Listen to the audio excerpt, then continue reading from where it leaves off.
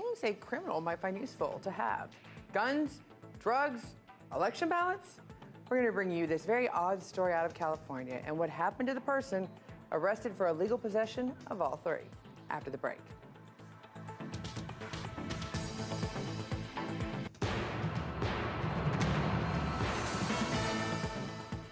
Many Californians were not happy with how Governor Gavin Newsom handled the coronavirus pandemic.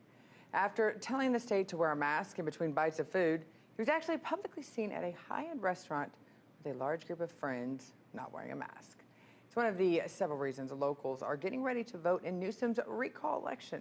But there are also a few issues happening along the way. Our correspondent Natasha Sweet has more on what the police have encountered. Police found a man at a 7-Eleven here in Torrance asleep in his car. In addition to drugs and firearms, they also saw that he was in possession of more than 300 stolen ballots for the recall election. That ballot is also appearing in your mailbox. We're making this about as easy as it's ever been. While getting a ballot in your mailbox is convenient, there is also more of a risk with ballots getting stolen. A man was arrested Monday in Torrance at a 7-Eleven while asleep in his car. Police say there were over 300 stolen recall ballots. However, they were not opened or tampered with. Local police said they found a loaded handgun, some narcotics, and then a bunch of mail, which turned out to be over 300 election ballots in the back seat. Some addresses were from nearby Lawndale and Compton. So far, police haven't determined a motive. This video surfacing on social media. Some claim it's showing two women caught on camera stealing recall election ballots at an apartment complex in Valley Village. Police have not commented on any findings from this video. And as the recall election nears, candidates are stacking up against Newsom, including Larry Elder and Caitlyn Jenner. There's a lot a governor can do, but we have to have a governor that actually is willing to do this. Newsom's never even been down to the border. I cannot believe that this guy's been in office and never been to the border. The recall election for Governor Newsom is set for September 14th. Now, police say they're working with the local LA County Elections Office as well as the U.S. Postal Inspector about this case. Reporting for Newsview's Hughes, Natasha Sweet, RT. To give us a 360 view of how things are actually going in the California governor recall, we bring in Democratic commentator Jan Ronis and Joe Collins, California congressional candidate and U.S. Navy veteran. Thank you so much for joining me. Thank you for having me. Okay, so Joe, I'm going to start with you on this one. Do you think the people of California, after watching this story, and these are just two examples that we have found, that they should actually be worried that the recall governor's election is being filled with fraud on either side? Well, you know, I've been saying this for a long time, even to Joe.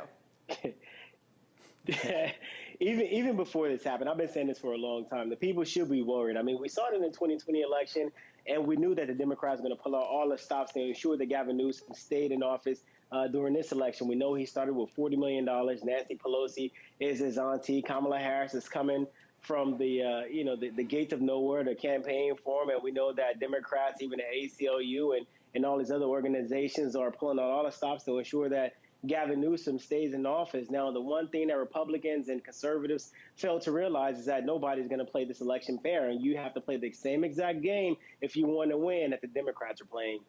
Well, that's what I want to throw over to you, Jan, on this. Do you feel like Democrats right now are playing games in regards to this? I mean, there's one candidate on their side, and he's in office currently right now. Republicans have put multiple, and I think there's at least four main known ones. Do you think that the Democrats also are looking at the Republicans, putting them under the microscope, making sure that they're not committing fraud? Well, I think this whole issue of massive voter fraud is just one of the biggest frauds that's been circulating around the country since the 2020 election. I mean, look, it's not a perfect system. There may be flaws here and there, but even the most partisan attorney general in history, and that was William Barr, the Justice Department concluded that there was no credible fraud that was committed in the 2020 election. So this is just a canard to suggest that of the tens and tens of millions of voters that go to this poll, that there's massive fraud is just an outlandish story. And the Republicans have been trying to forward that since Trump legitimately lost the 2020 election. And it really undermines democracy. So that's the response I make to what I think is a more important issue here. Well, and that's now, the issue is to...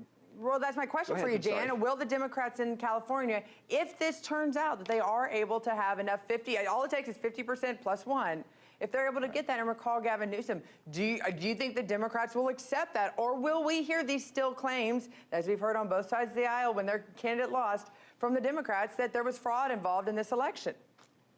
Well, like I said, first of all, I don't think there's any fraud. I'm confident of that. And secondly, I don't recall any Democrats over the last many years talking about when they lose an election that there's fraud or massive fraud. So the Democrats certainly aren't in a position to make that kind of argument because it's not true. The fact is that this election will be fair. There won't be any fraud. And whoever wins or whoever loses will abide by the results. Now, I don't know who's going to win. I have my favorites.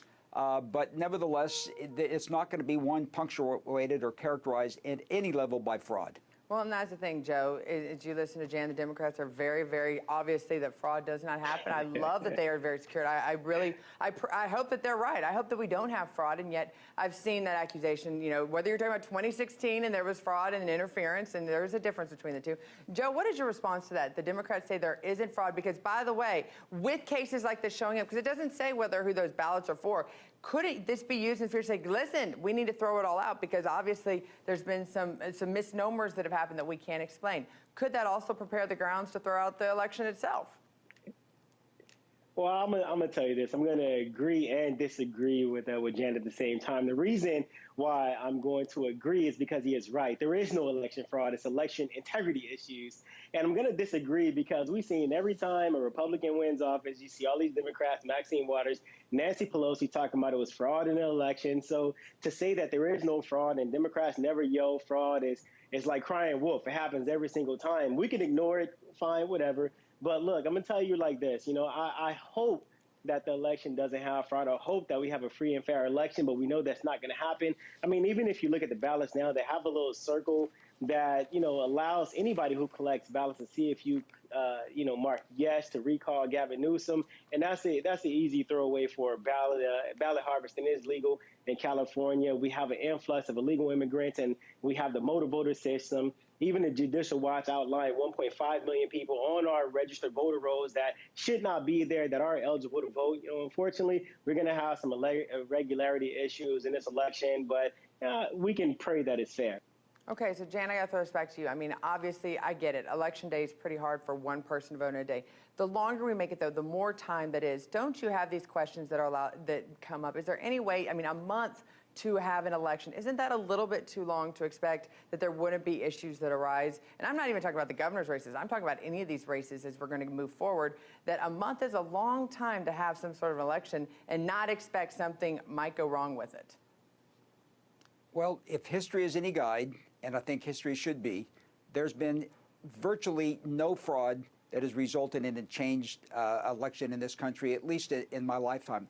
The only exception to that might have been in 1960, when I think Richard Nixon was probably rightfully deprived of the presidency by the manipulation of the Daley machine in Illinois. I love John Kennedy. I'm glad he was president. But, in retrospect, as I've matured, I'm sure that election was stolen from Richard Nixon. But that's the last election that I'm aware of in modern history that might have been stolen.